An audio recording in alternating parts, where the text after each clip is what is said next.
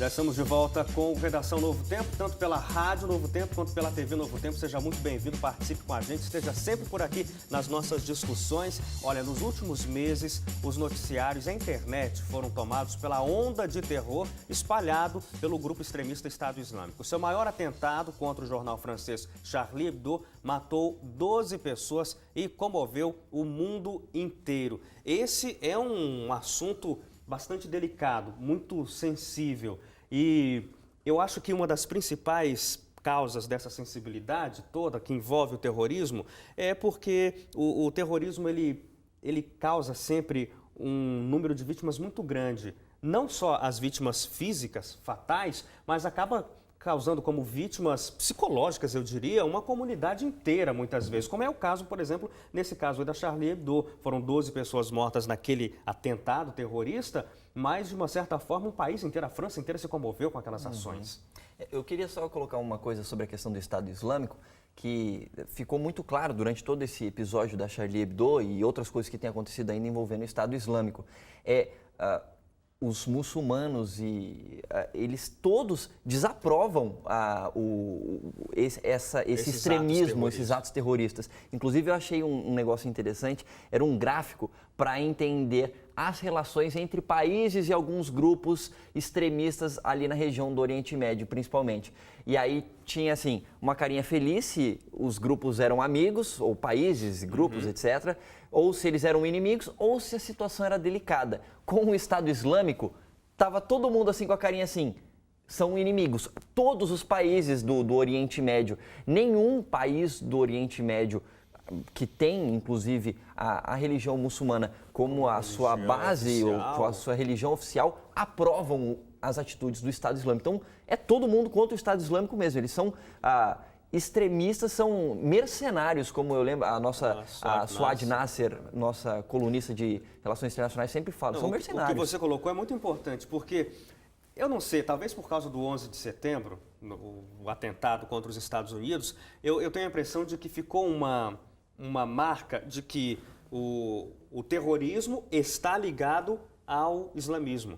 Assim, então, se nos Estados Unidos isso aconteceu, não posso dizer pessoalmente porque eu nunca estive lá, mas eu sei que isso acontece. Então, por muito tempo você vê, as pessoas olhavam alguém com fisionomia árabe e ficavam temerosos que poderia ser e não é. O que o Leite colocou aqui é muito importante pontuar mais uma vez. O Estado Islâmico e outros grupos terroristas, eles tomam o nome de Alá, o nome de Maomé, tomam a religião como uma desculpa para atos terroristas, mas essa religião, os muçulmanos não aprovam de maneira alguma. A religião muçulmana, assim como a religião cristã, como o budismo, como qualquer outra religião, prega paz e harmonia, não prega destruição. Mas, Hélio, agora eu acho que está mais complicado, porque o Estado Islâmico ele está atingindo outras nações, pessoas de outros lugares. Se já tinham preconceito, é ruim esse preconceito contra as pessoas, né, a maneira como eles se vestem, mas e agora? Agora não se sabe mais quem é quem. Pode ter uma pessoa muito bem vestida, muito bem relacionada, muito bem influente, um europeu qualquer que se veste, né, normalmente, e a gente não sabe que ele está envolvido no processo. Então, mas essa questão do preconceito é muito interessante da gente discutir, porque alguém vê com a fisionomia de um muçulmano e aí ele é acusado daqui a pouco de fazer parte do Estado Islâmico. Mas olha uma pessoa com tons europeus e aí não, essa pessoa não faz parte não é um problema. E não é o muçulmano, não é o islamismo que vai praticar o terrorismo, né? O terrorista, que pode ser de qualquer nacionalidade, é que vai provocar um ato terrorista. E eu acho que isso tem que ser levado em consideração. Por quê? Porque esse recrutamento que eles fizeram em vários lugares, eu acredito que agora as pessoas deveriam pensar melhor sobre esse assunto, né? Eu sei que é difícil tirar aquela imagem, eles aparecem nos vídeos também, né?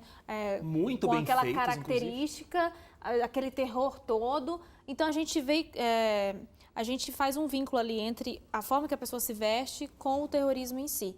Só que agora nós estamos numa situação muito mais complicada, porque realmente a gente tem gente infiltrada. Eu acho que seria muito ruim receber a notícia de que um brasileiro estivesse infiltrado nesse esquema, mas a gente não se sabe de onde que pode sair o próximo atentado de terrorismo.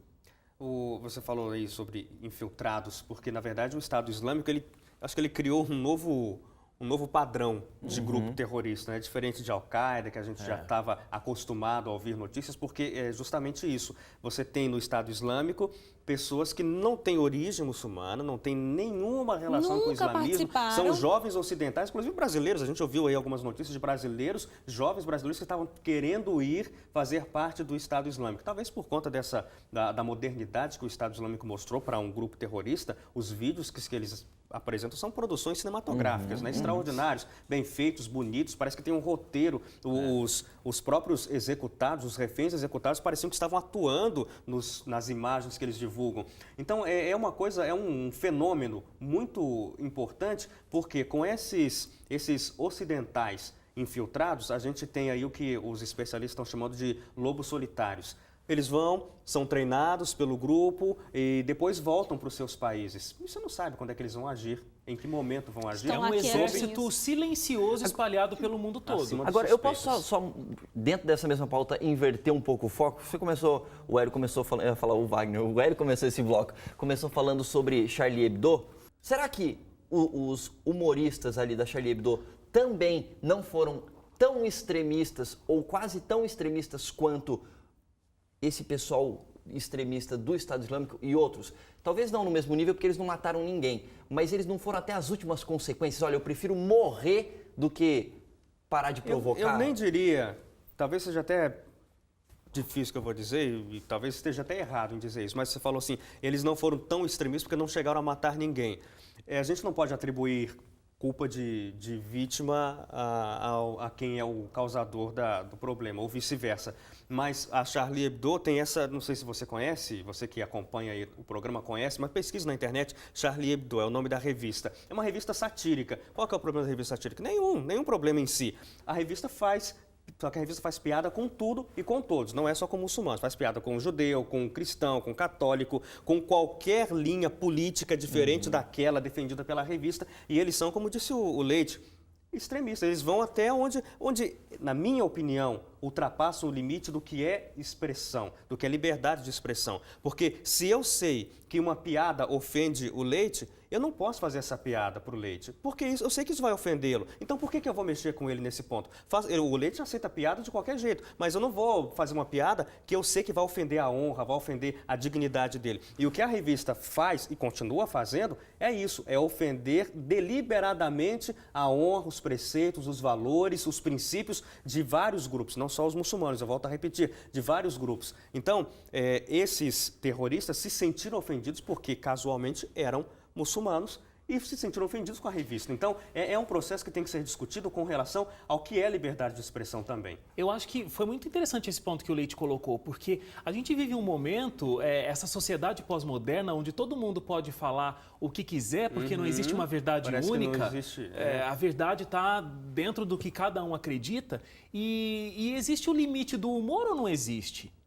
Na minha opinião, existe. Eu acho que humor, já ouvi a expressão, né? Quem não gosta de uma piada de um animal e de criança, duvide, né? Desconfie. Tudo bem. Agora, piada, tudo bem, mas precisa de respeito, como você colocou, Hélio, sabe? Se eu faço uma piada com a religião do outro, eu estou desrespeitando profundamente a crença dessa outra pessoa. Então, tem um ditado popular, né? A sua liberdade termina isso a gente aprendeu onde começa o meu direito. Na primeira série, a professora ensinava isso. O seu direito vai, a sua liberdade vai até onde começa a do outro. E se a gente levar para o aspecto pessoal também, Hélio, veja bem, a gente defende, algumas pessoas, né? Que, eu sou sincera nas minhas palavras, eu sou sincera, falo tudo que eu penso. Aí se enrola num arame farpado, vai na multidão e fala, o problema é seu se você está se espetando gente, não é comigo. porque você é sincero que também você vai sair atacando todo mundo e não é bem assim, existe um respeito. É claro que não justifica o que aconteceu, mas principalmente eu me coloco num lugar, né, como jornalista, como alguém também da área de comunicação, esse respeito é muito importante, isso é inegociável. A gente tem mais um material para apresentar para você. Os conflitos do Oriente Médio, eles têm gerado medo, têm gerado mortes e destruição, mas além disso, tem formado uma geração de refugiados, como conta a Lana Ferreira, que fala diretamente do Líbano.